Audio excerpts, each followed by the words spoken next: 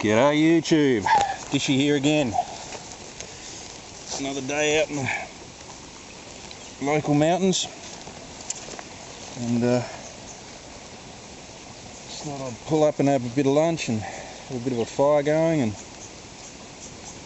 fortunate thing was, once I got the fire going, I just ended up finding I was sitting here chilling out listening to the wildlife. So I was actually going to show you the whole process of getting it going and everything. I thought the camera was on and it wasn't, and in the end I just chilled out and sat staring at the flames. I don't know how many of you others out there do that, but I tend to find that once I get a fire going I chill out watching the flames.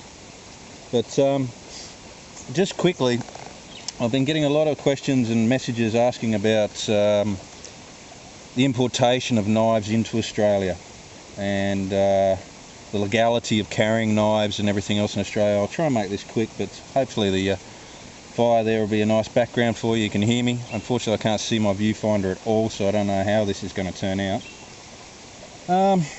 Where to start? Pretty much Australia is quite strict on the type of knife that you can bring into the country. Pretty much forget any auto assist knife. That's just an absolute massive no-no. Any folder that's got a spring assist or a button activation, or the blade can fold inside the handle, no way. You will be in so much trouble, it's not funny. Mind you, fixed blades, as long as they're a single edge, not a double edge like a dagger or anything like that, fine. No real limitation on size, length, or anything like that. That'll make the ladies happy. But pretty much fixed blade, single edge, not a problem at all. Pretty much up to sword size, and even then with swords and katanas and Japanese swords and things like that, there's plenty of places within Australia that do stock them, and you can get permission from customs to import them. The hassle with customs at the moment is they're trying to get rid of flick knives, what they classify as flick knives, or single-handed opening knives. So anything with a thumb stud that you can use your thumb, or centrifugal force, which is pretty much like, say, the Rat 1. Thumb stud, flick of the wrist, and she opens. That they're really trying to crack down on these type of blades. I don't know why, because you can actually purchase these in Australia. Sorry, I'm being very rude and talking with a cigarette in my mouth. You can actually purchase these in Australia, but an FYI for you Americans, you know how these are about $30 odd in the States? Average cost for one of these is between $70 and $90 in Australia from a store before postage and shipping. So you're looking at roughly $100 if you want to purchase one of these, if you can find one in Australia. Getting very rare. I went through so many hassles getting this. I had to get permits. It took about a month all up for me to actually get the permit to import one of these, but I did the right thing. But yeah, basically if it's got a thumb stud and you can flick it open like that, or customs when they open your package and inspect the knife, if it can do that, you can pretty much kiss it goodbye. That's the other thing with customs, it is very much luck of the draw. You can import one after the other and they probably won't even look at your packages, and then they might open one up randomly, check it out, and it's gone. You can appeal, but expect to take at least 2 to 3 months, and it's going to cost you a bit of money, because you have to get permits, you have to get all sorts of things from the your state police that then have to be passed on to the federal police, that once they approve it there then goes on to customs for them to release it. It is a pain in the butt, to be honest with you. But as I say though, fixed blades, they don't really have a hassle with it all, as long as it's a single edge. Double edge, if they inspect it, you can pretty much kiss it goodbye. The other thing I'm finding, and this may have changed, but the other thing I'm finding is if it's got a thumb hole rather than a thumb stud, customs have trouble opening them. They don't seem to know how to flick open a thumb hole. So you're safer off getting a thumb hole blade. Now I have heard a rumour that a Delica 4 did get confiscated, but that may have been the fact that the pivot point might have been really loose and they put their thumb on it and she's flicked open. That's the other thing. it's probably a bit of a no-no, but if you're purchasing, say, something like this from overseas, ask them if they can tighten the pivot point a little bit for you. So it's a little bit stiff. So you have to put a little bit force or use another hand to actually open the blade. I find blades that are sent like that tend to get through with no dramas. Now, as far as the law goes, you're not really permitted to carry a blade in public, in a public area, like in cities or towns, or in public areas where there's a lot of the population. They really, really frown on it, and you can get arrested for it. But if it is part of your work, like if you open a lot of packages, a lot of parcels and everything else, and it's not some great big Bowie knife, a foldable Bowie knife, and you're not being ridiculous with it, 9 times out of the 10, the cops will go, yep, okay, that's fine, no dramas. Because you've literally got to be doing something for the police to pick you up on it. So if it's work related or recreation related, e.g. going camping, going hiking, it's part of your kit when you go out in the outdoors, that's completely fine. I mean, I checked with my local police, which is the strange thing. My state, just a side bit here for you, my state doesn't have a Weapons Act regarding knives, which means if you can get it, you can own it, apart from automatics and stilettos. Those automatic knives and things like that, they're still a big no-no. But once you have it in your possession, there's no dramas. You can legally own it. So I'm very fortunate in my state. Other states, I will put this caveat in, every state is different.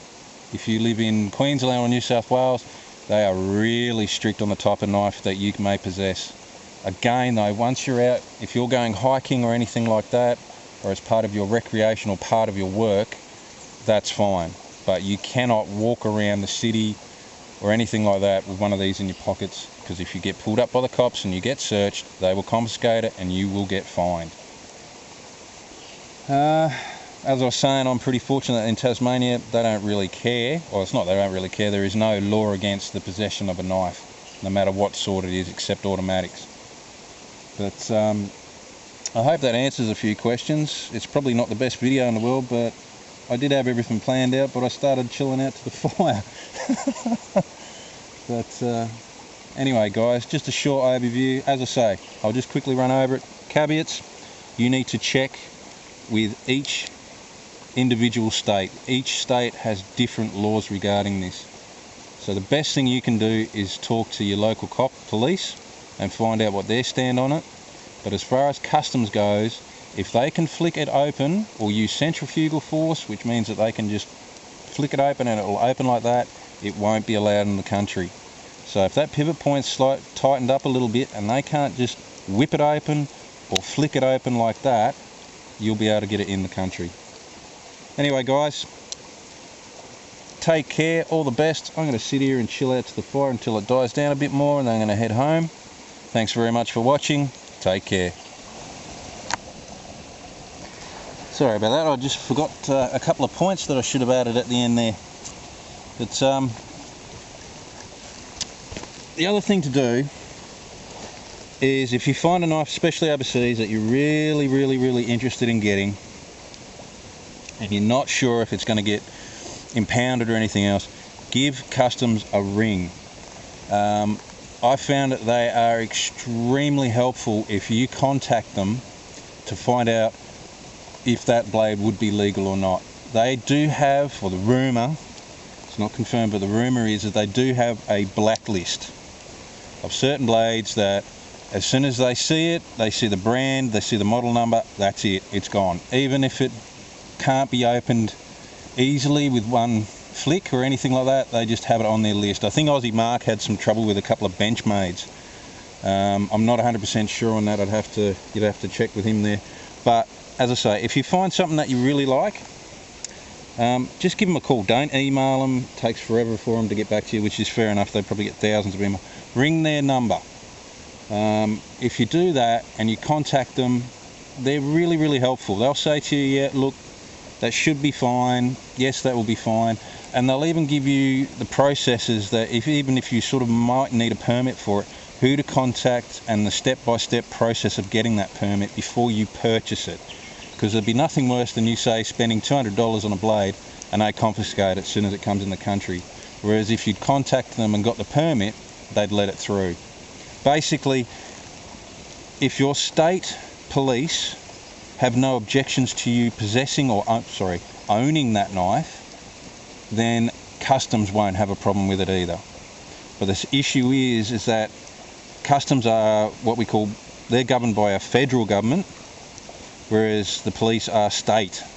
So there's a bit of ambiguity on what certain, as I say, each state is different. Some states that's not a problem with that particular blade, other states no way, you can't have that. So you need to ring customs, they'll give you a broad idea whether or not that particular blade is okay to import into the country.